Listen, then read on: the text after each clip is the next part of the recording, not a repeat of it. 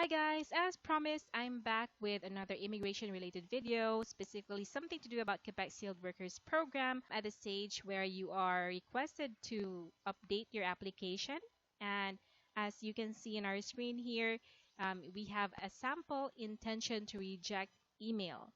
By the way, this is an actual email, so as you can see, I've grayed out all personal information.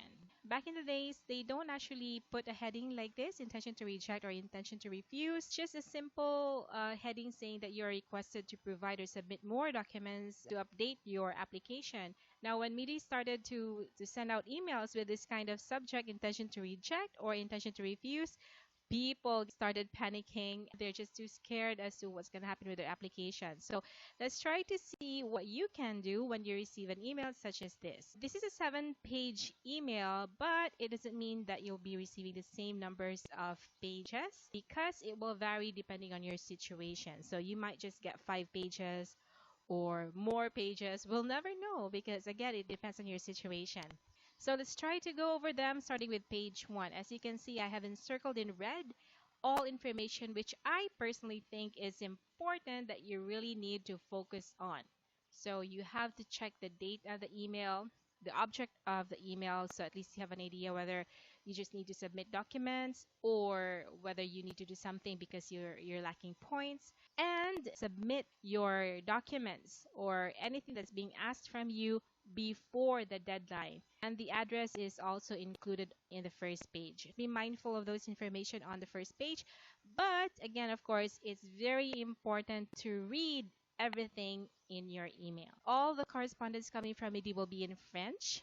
So Google Translate will be your friend. The next page is about Annex A. Basically something to do about the format of the documents, and that they're just reminding you to be mindful of it because they're kind of strict as to the format that they want you to submit. On to the next page. So here comes the details of the documents that they will be requiring from you. Again, it doesn't mean that you will have the same exact things, guys, because it will vary depending on your application. This is just a guide based on the sample that I got from our group. Intention to reject, guys, mostly it's because initially when you lodge your application, maybe you did not submit the document in the proper format that's being asked from you, or maybe you missed out some documents. Basically, MIDI's way of giving us a second chance to make sure that our application is accurate and complete by following the requirements and the document format. First column is the type of documents or the document that they're asking. Next is the format, whether if it's photocopy or if they're asking for original. The next two columns will be whether it's for the principal applicant or for the spouse or common law partner. Now on the leftmost side, you can see a number. I've encircled it in green.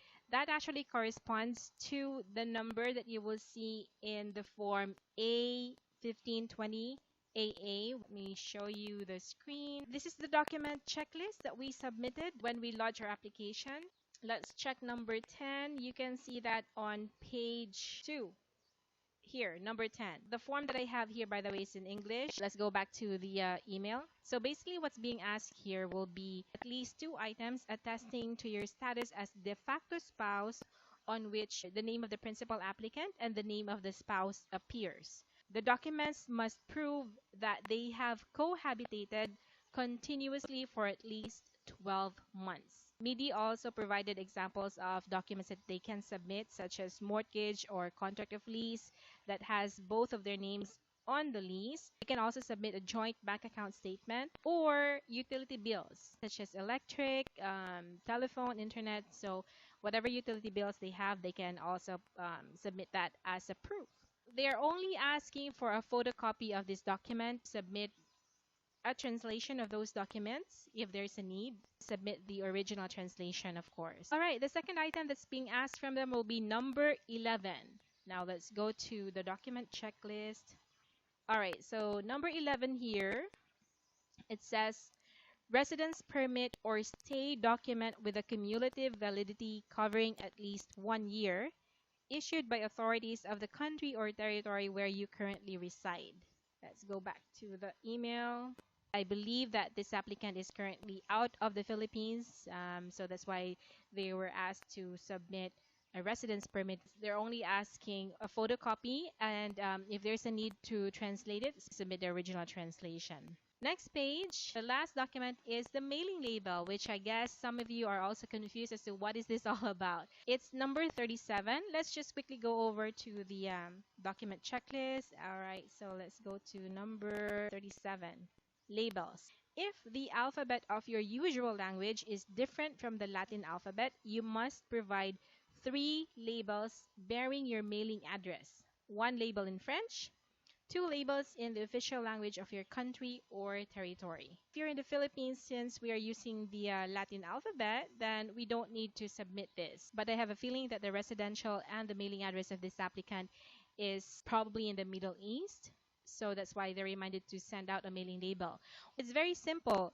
It's just your name and mailing address written or printed onto a sticky paper. So I have here a sample. So that's name John Smith and then your address. So you just have to print it, or if you want, you can just write it there. So we have here Annex B. MIDI just wanted to know whether there has been any changes with you personally that can affect your application. So it's very easy. You just have to check yes or no depending on your situation. First item here is civil status identity. Let's say, for example, you applied as a single applicant and now you got married. So check yes or we, and then make sure to include a copy of your marriage certificate. Second item is about adding a family member. So let's say, for example, you gave birth, so you wanted to add your dependent child, then you have to check yes. And if you got married, you also have to check yes. I know in this example, I checked yes above, so I should have checked yes here, but I did not. Sorry about that. But yeah, if you got married, then you have to check yes here also, because you're going to add your spouse, whether he's accompanying or not. You don't have to add anybody in your application, then just check no. If you're going to add a member, by the way, mindful about the documents that you need to submit related to adding a family member.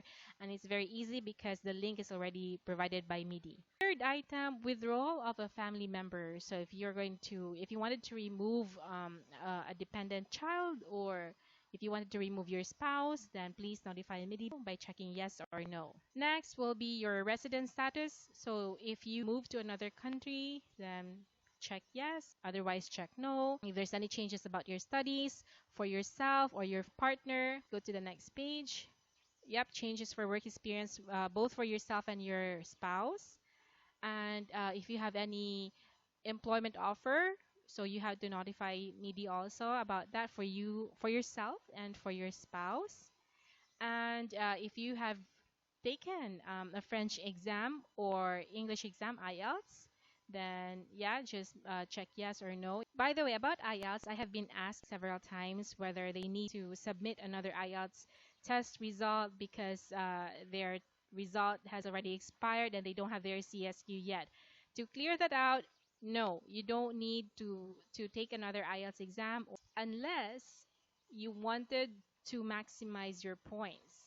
So when you launch your application initially, if you were not able to get the maximum points for IELTS and you wanted to take advantage on that, then yes, you can do so. However, if you're okay with your points, then you don't need to take another IELTS exam. All right, so you are also asked if there has been any changes on your stays in Quebec. Maybe you have traveled to Quebec already for a vacation, or if you want to make any changes about the information you wrote previously on your application regarding your stays in Quebec, and any information concerning about your families in Quebec. And lastly, mailing address. So if there's any changes about your mailing address, you have to notify MIDI and check yes here. Also, you need to fill out the form A-0520-MF. So the link is provided there. And do not forget to sign the form, this form here. There's a signature portion, and write the date also. So that's your Annex B. The last page will be your personal information. Now, when you are ready to submit the documents, everything that's being asked from you, including Annex B, then you have to arrange it by making sure that this page right here will be the topmost, followed by what is being asked in Annex A. So you have to arrange the documents, all the documents starting from Annex A and then followed by the Annex B. Again, where to mail the documents, it's on the first page. That's the address where you need to mail the documents. So that's it for now. I'll see if I can get a sample about intention to refuse, so we can also discuss on how to go about it and what to do and what it is all about. I hope this video will help you somehow, and I hope it will clear out some questions about intention to reject. And if you have any topics you want me to discuss about, please leave a comment below and I'll see what I can do about them. Please don't forget to subscribe, and I'll talk to you all soon. Bye!